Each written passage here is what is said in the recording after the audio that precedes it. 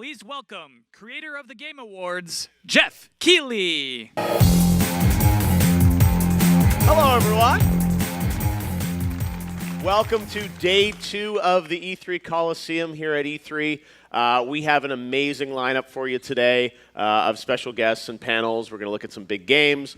We're going to have some special guests, as I mentioned. Jack Black will be here later today. Jablinski Games live, so you won't want to miss that at 5 o'clock. And then Tim Schafer will be here as well with Jack for a demo of Psychonauts 2 to wrap up the day. But before then, we've got lots of great panels. So thank you for joining us. Coliseum is all about bringing game creators closer to you guys, the fans, to talk about their games and what they're doing. And we're going to kick off this morning with a company that has a game that's getting a lot of buzz here at E3, CD Projekt RED. You guys are into Cyberpunk? Well, that's part of what CD Projekt does, but this is such an incredible company, and it's my honor to welcome to the stage the joint CEO of CD Projekt RED, Marcin Iwiński. Marcin? Marcin Iwiński, jak mówiłem. Jestem bardzo ciekaw, o czym tu będą rozmawiać. O, kurteczkę widzę fajną ma. No właśnie. Official jacket. Look, even we have a punk symbol in the logo. You know? Exactly. It's punky CD Projekt. Well, first of all, congratulations. Last year you guys had a big E3. This year, it's incredible. You have a demo at the booth, but I think we have to start with what is the biggest buzz of E3, which is Keanu Reeves in Cyberpunk. I put a poll up on my Twitter. And the thing with that is, it was amazing to have him on stage and, have him in the game. But I think one thing that we were talking about backstage, I think people should realize, is that it's not just a cameo, right? I mean, he's a big part of this game. Yeah, actually, so I think when he entered the stage and people started cheering, and it was an amazing moment, but really the whole intention with Keanu in the game was to have a very meaningful character that fits into the lore. And so I think for us, really, if we look at all the actors out there, if we think Cyberpunk, it's Keanu. So we had a lot of back and forth, and we decided to approach him. It was about a year ago. Wow. So there was a meeting arranged, and we showed him the script, and immediately he got into the role, and he really liked it. And I think it's really worth to mention because what you mentioned is a cameo. Maybe it's just a short side quest kind of person. No, he's the number 2 characters in terms of lines of spoken text. So actually, across the entire game. Yeah, wow. Across the entire game, and I think we have something around 15-ish days of voice recording in the studio. So it's huge. It's huge. Okay. So you see a lot of Keanu, you will hear even more of Keanu. That's a lot of one-liners. No to mam potwierdzenie, będzie wpis do Keanu w grze. Thank you. Exactly. Thank you. But there's so much to talk about with CD Projekt and the company, and obviously that's a buzzy moment that Keanu's in the game. But we're all here because we love your games, we love what the company represents, and Cyberpunk, what that is, and of course Witcher. And I mean, I want to sort of turn back the clock a little bit so people understand a bit more about you and the studio and sort of the history of CD Projekt and building the company into what it is today.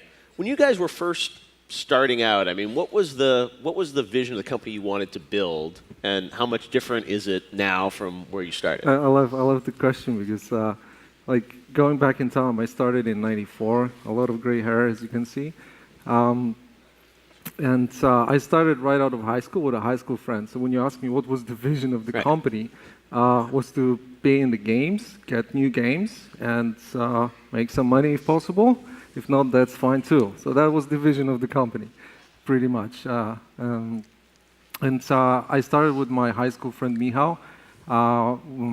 So we were insanely playing games during our high school times, mostly skipping classes. So whenever the teachers were looking at our absences, we were both missing at the same time because we were going somewhere together to play games.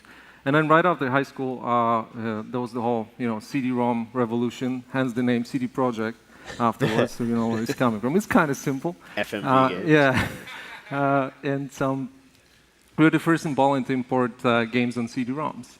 And it was a huge revolution, I think, for For a lot of you, it probably will not mean a lot, but moving from the floppy disk, yeah, you can see them online or in museums, to CD-ROMs, it was, what, 450 times more data. So suddenly, you had the option to have VO, music, and then, amazing 3D graphics and digitalized graphics. Huge, huge revolution. So that was the foundation of the company. We started as a distribution company in Poland, and distribution meaning me and Michał importing 2 units per title and then selling it over weekends at the local games market. And then started growing. We started localizing games to Polish, doing PR marketing. But I think what is worth to mention here is that it was never a business. It was kind of lifestyle. So we're actually pretty bad with counting money and accounting. And yeah, when our accountant told us what kind of errors we have in our files, we stressed with Michał for like 2 weeks or more. So actually, we started with games, and then we were adding all the elements on tops. And pretty much, initially, the motivation was to get the games for us that we want to play. So I think we had very good pulse of the market, what people want to play, because we were checking it all ourselves. And doing it in Poland, in Warsaw, I mean, that's I think one of the most fascinating things. And there's a pretty cool community of developers there now. But I mean, when you were starting out, I mean, this was this was yeah, new. it was. I mean, just right now, there's a lot of great gaming companies in Poland. That it's an amazing environment, and I think we had at least partly a role in pioneering all that. But I still remember back in the day with Michał, probably 5 years, so around 5 years into running the company, 2000-ish, and went to the bank. We wanted to get a credit, and a credit line, if you will. And we prepared all these papers. I was doing that. It was a nightmare. It took me a good few weeks, and then we talked to this lady. Said, "Yeah, you have a lot of good revenues, solid profits, all looks well, and we'll grant you the credit. There's, however, one problem, boys. We need some collateral. So how about your parents' flats, houses, and cars?" We're like, holy moly, probably we are not going to do that. Yeah, so we didn't get that credit.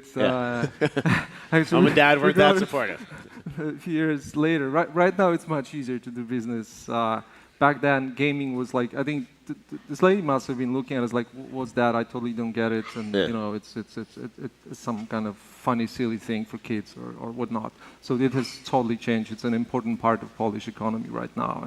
And actually, we are proud, and I think the defining moments when President Obama came to Poland for the first time, he got a collector's edition of Witcher 2, and yeah, I think from like a worldwide perspective, it might not be a big thing, but internally for the country, suddenly I know it's a thing I'm constantly repeating, but whenever I was asked, what was Poland famous for? The first thing that were coming to my mind was, sausage and vodka.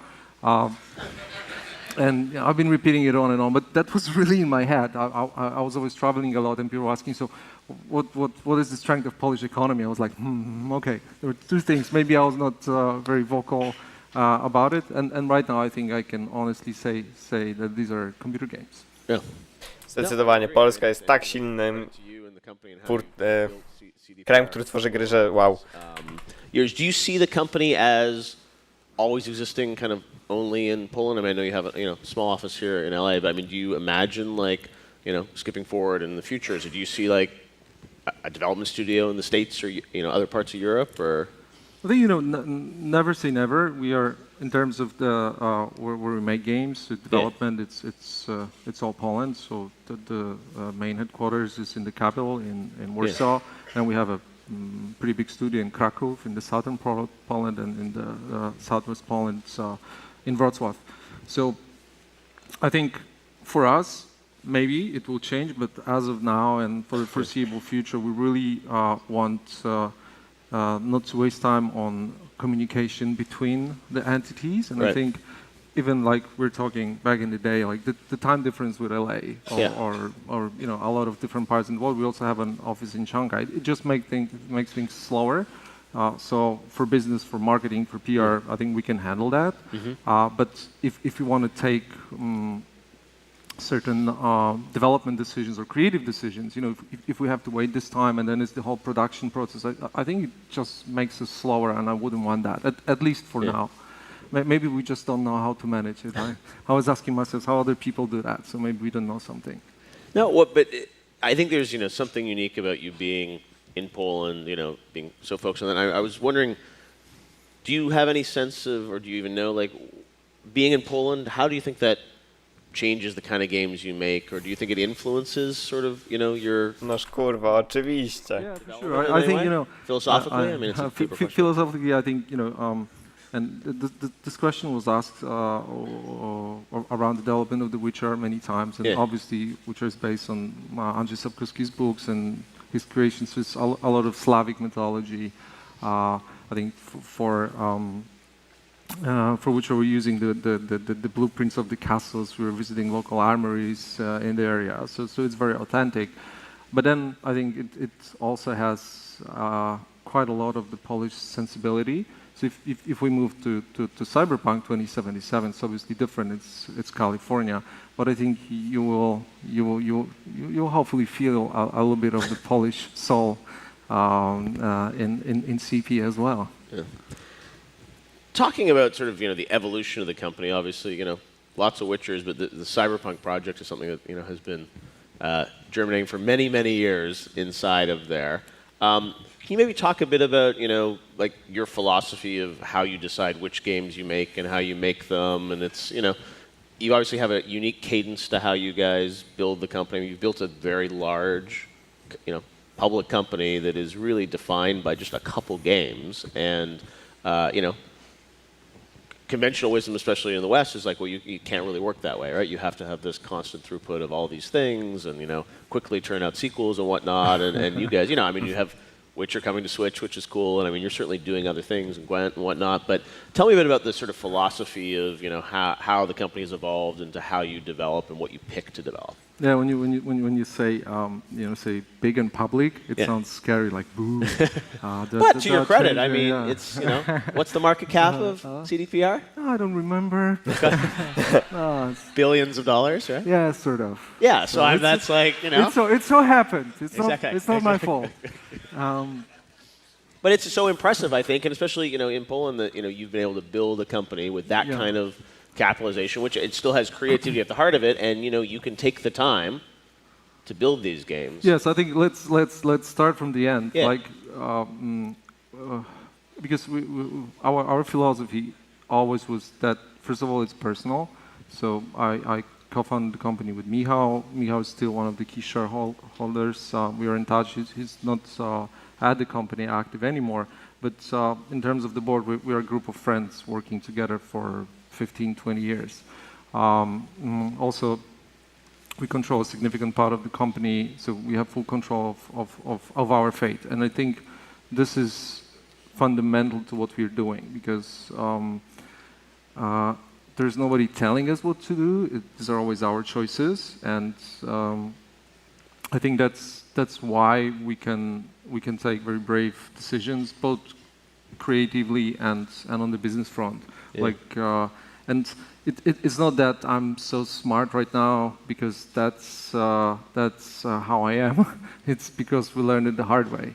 So obviously we've built the company step by step, bit by bit. And if you look, for example, at Witcher 1, we needed financing towards the end of the project, and we had to do sort of a publishing arrangement. I mean, we kept all the intellectual property rights and full creative control, but we had Atari as a publisher.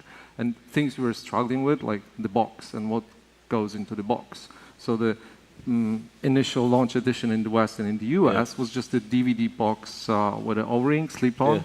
And the Eastern European one, when we had full control, were like 4 DVD boxes with soundtrack, with a huge game compendium. So, no i dobrze, że CD się dalej tego trzyma i z Cyberpunkiem również robią fajne edycje. That if we want to really deliver what we want to deliver, we have to have the full freedom across the whole sort of production process. So from the inception of the idea and deciding whether we want to go ahead with it or not, to the moment that the gamer holds the game in his or her hands, or right now on the hard drive, because a lot of us is downloading game. So I think this is fundamental. We do everything ourselves. So if we suck somewhere, it's on us. It's nobody else to blame. But if it's a success, it's the success of the people and of the teams. And we are, actually, I am immensely proud of it. And I think the whole team. So there's really nobody telling us what to do. And how do we choose what we want? We just talk, and we see if there is a lot of passion around it, and that was exactly Cyberpunk. So we brought ideas of different things, and Cyberpunk was one of them, and the amount of excitement was incredible, and there's a lot of people playing the pen and paper, and we decided, that's the way to go. And obviously today, like, you know, with Cyberpunk being more hot, and even before us going out with the game, if you look like Blade Runner, if you look at Altered Carbon from Netflix, you could see, that was kind of obvious. It was totally not obvious, and we didn't know what the reception is. Will be. I still remember it was actually already 7 years ago when we showed the reveal, the CGI, the first one, sort of a vision of the world, if you will, our internal goal in terms of number of views was if we get to 1 million within a week or so, it will be really amazing. And To się przeliczyli. So it was like our thinking versus the reality. Right. We thought 1 is great, was 10. So there was already appetite. I think we really touched a hidden gem, so to speak. So Cyberpunk, as you said, you had that, vision piece, and then obviously there was a long wait to sort of find out more about it, and you were obviously, you were working on Witcher stuff. How is the company like structured today? Like, is the majority of the company on Cyberpunk right now? Yeah, so just structurally, maybe just to put it in order. So we are getting close to 1,000 talented individuals. Wow. Mostly in Poland. We have smaller marketing and PR offices around the world. Yeah. And around this 700 is development, 400 something is Cyberpunk. So roughly, so the vast majority of our teams are working on Cyberpunk. We also have Gwent. We also have GOG.com, our digital distribution platform, and then we have a very strong internal publishing arm. So whatever you see out there, the arts, the boxes, the collector's edition, it's all our own internal production. Okay. We don't physically produce the pieces ourselves, but we organize the production. So but there's sort of like, is it fair to say kind of like the Witcher 3 team moved on to Cyberpunk? And there's sort of one big team that does one game at a time? Yes. And actually our dream for the future is to be able to have 2 teams working. No i ja mam nadzieję, że mi się uda do tego drugiego teamu wbić.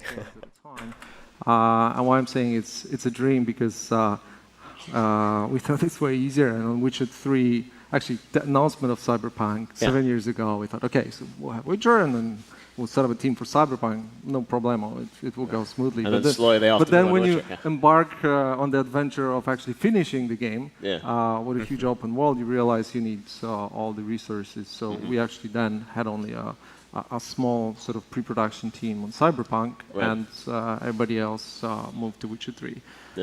So right now we are more realistic. Everybody is on CP, and Gwent is separate. Okay. I wanted to ask you kind of more of a vision question about where you see games going. You're doing these epic open world, incredibly rich, deep, story experiences. But we're in a world where there's obviously a lot happening with multiplayer. Cloud is sort of coming into the picture. Do you think the style of games that CDPR makes is going to sort of change or evolve in a more of kind of a multiplayer direction or a cloud direction, or do you? I'm curious. Like, obviously, Cyberpunk is what it is, but as you think in the future, like, do you think it's going to start to shift the kind of games you make? I think actually. People, and that's what Keanu said on stage, that he was drawn to a fascinating story, and I think that's the beauty of the games we are doing. I think people always love great stories, and we are great storytellers. So I don't think this is going to change anytime soon. Right. And the development of technology, it will just allow us to deliver it to more gamers all around the world. Yes, someone who cannot afford a console or you know, a high-spec PC, maybe will be able to stream the game somehow on iPad or something else. Yes, just with a hand controller. So I think this is super exciting. In terms of the online experience, I mean, we have some R&D. We definitely would like to learn, and obviously Gwent, our Witcher card game, it's a huge learning lesson for us in terms of how to operate a live game and how to get constant updates. Having said that, I think we are fully focused and committed to storytelling and these epic experiences. So yes, expanding, definitely we are looking into that, but here and now it's big story games like Cyberpunk or Witcher. But nothing wrong with that. But people, I think, you know, want more story, and I think, you know, when you think of Cyberpunk, how that game evolves, you know, coming out April and it's going to be great, but it's like, do you think of like expansions and, you know, all that content, and do you have a roadmap or plan on sort of how you add more story and sort of new ways? Of course.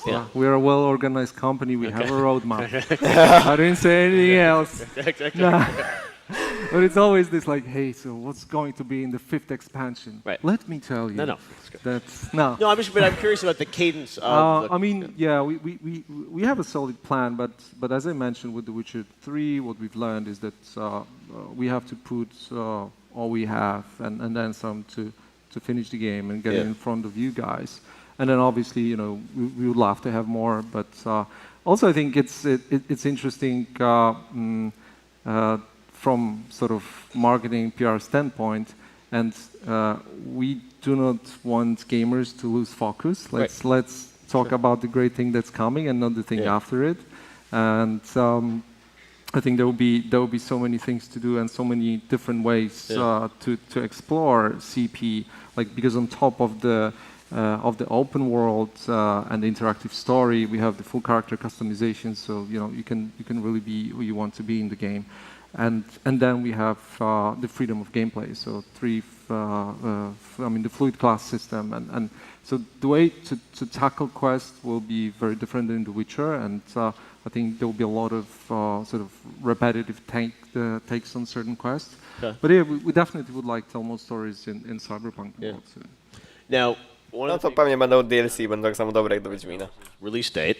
You know, I think everyone's excited to have a target date there, or the date it's coming out. And you've been, you know, publicly a couple weeks ago, you talked a lot about, you know, the idea of sort of crunch and development and the challenges of big teams, you know, building these games and the, you know, the sheer effort that needs to go into building this thing. This is a long project for you guys to sort of build this.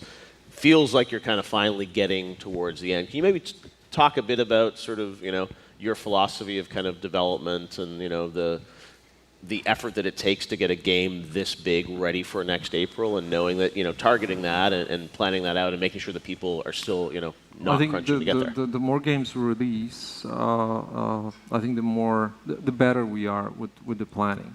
But again, the beauty and the tough part of games development is that all the pieces are constantly moving and being updated and upgraded. So, you know, you have new technology. It's not like the cameras. Like, you maybe have a new version once in a while, but it's still the same thing. Here, we have new platforms, new technologies, and there are constantly coming new things. So actually, especially in terms of the final stages, we never can anticipate, you know, how many bugs we'll have. I think we can plan that we'll have way more than we've planned, but that's as far as we can go. But I think we are managing quite well, and the team is bigger, so we can share the load better as well. Yeah.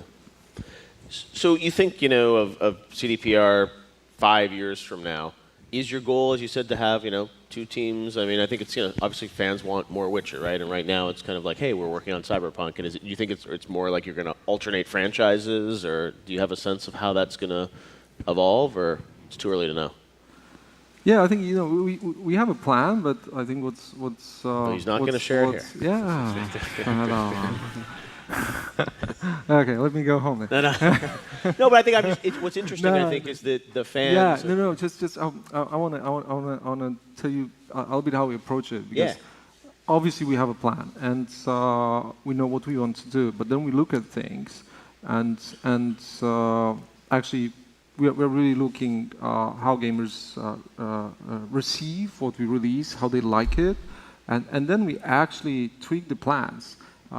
So yes, we would laugh at certain points to tell more stories about The Witcher, but when and how, I cannot tell you now. So it is the CP now, and then once we finish the game, and hopefully you guys like it, then we see, okay, so that's where we are, that's what we've learned, and right now we are taking it further, because one thing which I hope is visible, we are not a games factory.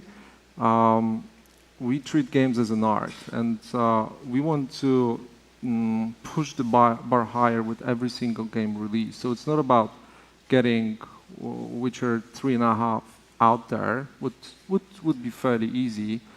Of course, it's still very difficult, but I know using the same engine, telling the same stories, the technology is established, and making a quick dollar. That's not about it. That's why we are working on CP right now. And I think this will open a lot of new possibilities for us, and we'll learn a lot in due course, and then we'll... I to jest właśnie najlepsze w polityce REDów, to jest podsumowanie polityki REDów, tak. So ultimately it's about delivering new amazing gaming experiences with stories and pushing the gaming and the gameplay further. I think it's a very vague statement, but this is really our philosophy, and actually, like, I'm quite often laughing that if we would film our board meetings, it could be perceived as a freak show, because people expect it to be like, you know, serious guys sitting in suits and you know, here's the making some calculations in Excel. There is a master plan, and sometimes we turn things upside down and we throw things away, and you know, we really play with it. For us, it's fun, and we really want to do kick-ass stuff, and at a certain moment, if won't be able to do it, this will become really boring. So expect the unexpected. Although we can expect Cyberpunk April next year, right? Yeah. And that's, I mean, tell us a bit about, to wrap up, picking that date, putting it out there. That's a very public statement of like thinking you're going to hit that date. So what is the kind of state of development now? I mean, the game is. Can you kind of play through it, and the team's feeling pretty good about it? Yes. I mean, we feel very good about it, and obviously the polishing part. This is always the most challenging, and it's hard to see. But it's based on the new RED engine, our own proprietary technology that we've again reworked to a huge extent. So you will see quite some amazing bells and whistles graphically.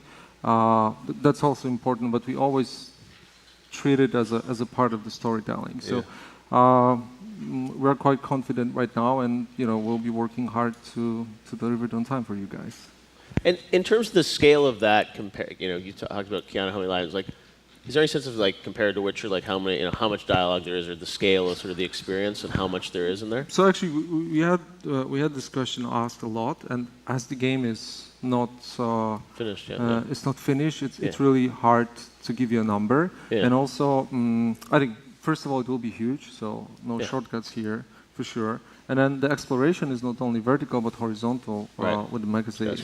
So actually, we'll have to have things really close to be able to make any calculations, and then it will highly depend on the gameplay style. So it will be probably different when you'll be just butchering through with the strong solo and just shooting your way through the game, and it will be different when you'll be hacking as a netrunner. So very different experience. From like a dialogue perspective, do you have a sense of like how much story is there? Yeah, it's huge. I think Witcher-ish kind of story. So or numbers. No numbers. Not going to hold you down. But no, I got to say, this game is clearly one of the most anticipated out there. And I think what's great is it looks so fresh and captures the imagination, but it comes from a studio that's coming off Witcher 3, which won game of the year, for you guys to follow up with this is it gets us all excited, I think, about where games are going. So thank you so much for coming by. Thanks to you and everyone at CDPR for pushing our industry forward continually, and we look forward to playing it next April. Guys, give it up. Marcin, CD Projekt RED. Thank you very much.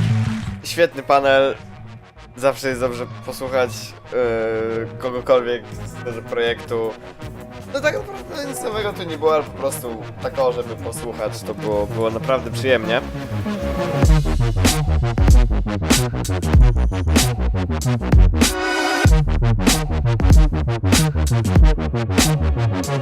In my head.